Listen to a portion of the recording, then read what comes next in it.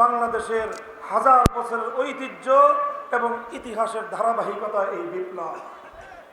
কাজেই আমরা ৯০% মুসলমানদের ধর্মীয় চেতনা, সেন্টিমেন্টের প্রতি সকলকে যথাযথ শ্রদ্ধা বজায় রাখার আহ্বান জানাবো।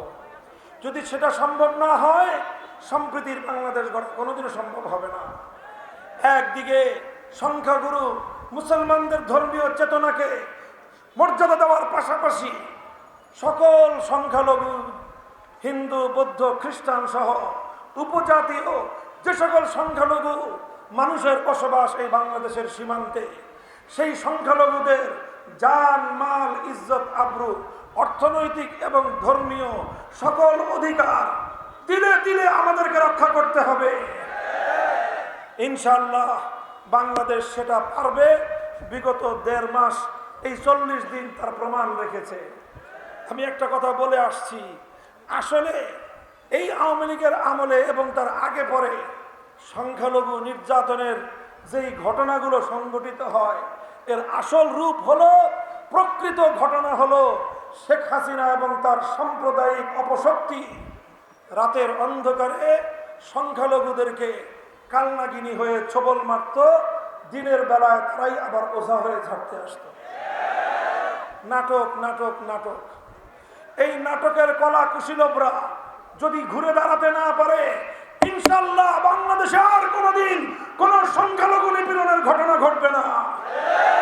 হেফাজতে ইসলাম সহ এদেশের ইসলামপন্থীরা সংখ্যালঘুদের প্রতিটি স্থাপনা, প্রত্যেকটি অধিকারকে নিরাপত্তা দেওয়ার জন্য আইন শৃঙ্খলা রক্ষাকারী বাহিনী প্রশাসনের সাথে কাঁধে কাঁধ মিলিয়ে অতীতের মতোই ভূমিকা পালন করে যাবে। বাংলাদেশে সাম্প্রদায়িক সংঘাতের কোনো স্থান নাই। কথা ঠিক না বেঠিক?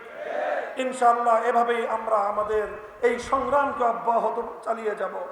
যতদিন পর্যন্ত আমরা চূড়ান্ত গন্তব্যে পৌঁছতে না পারবো, ততদিন আমাদের সংগ্রাম চলবে ইনশাআল্লাহ।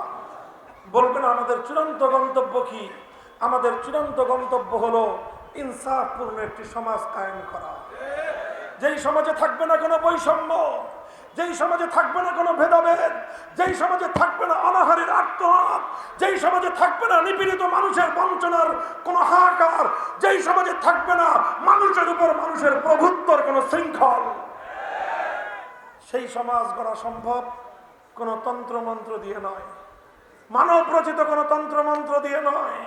সেই পূর্ণাঙ্গ ইনসাফ ভিত্তিক সমাজ গড়তে হলে একটাই ব্যবস্থা, সেটা হলো আল্লাহর জমিনে আল্লাহ প্রদত্ত রাজনৈতিক বন্দোবস্ত কায়েম করতে হবে। আল্লাহ পাক যে রাজনৈতিক বন্দোবস্ত দিয়েছেন, সেটা হলো আল্লাহর প্রতিনিধিত্বের রাজনীতি, অর্থাৎ খেলাফতের রাজনীতি। আসুন আমরা একটা স্লোগান তুলব, ধর্ম বর্ণ ভিন্ন মত, বলেন, ধর্ম বর্ণ ভিন্ন মত সবার জন্য খেলাফত। খেলাফত শুধু মুসলমানদের জন্য নয়, খেলাফত ব্যবস্থা হিন্দুদের জন্য কল্যাণকর। খেলাফত ব্যবস্থা বৌদ্ধ, খ্রিস্টান সহ সকল ধর্মাবলম্বীদের জন্য বৈষম্যহীন সাম্যের সমাজ কায়েম করবার অঙ্গীকার। তাই বাংলাদেশ খেলাফত মজলিস আপনাদেরকে আহ্বান জানাচ্ছে, আসুন আমাদের হাতে হাত রাখুন। টেকনাফ থেকে তেতুলিয়া আমরা একটা খেলাফতের আন্দোলন, সংগ্রাম গড়ে তুলি। ইনশাআল্লাহ এই বাংলাদেশে চূড়ান্ত বিজয়, যেদিন আল্লাহর দিনের বিজয় আসবে, সেদিন পূর্ণাঙ্গ ইনসাফ কায়েম হবে ইনশাআল্লাহ। আপনারা সেই সংগ্রামে আমাদের মিছিলে শামিল হতে প্রস্তুত থাকবেন তো ইনশাআল্লাহ? আল্লাহ পাক আপনাদের সকলকে তৌফিক দান করুন। ইনশাআল্লাহ দেখা হবে আবার সংগ্রামের উত্তাল ময়দানে, কথা হবে স্লোগানে স্লোগানে।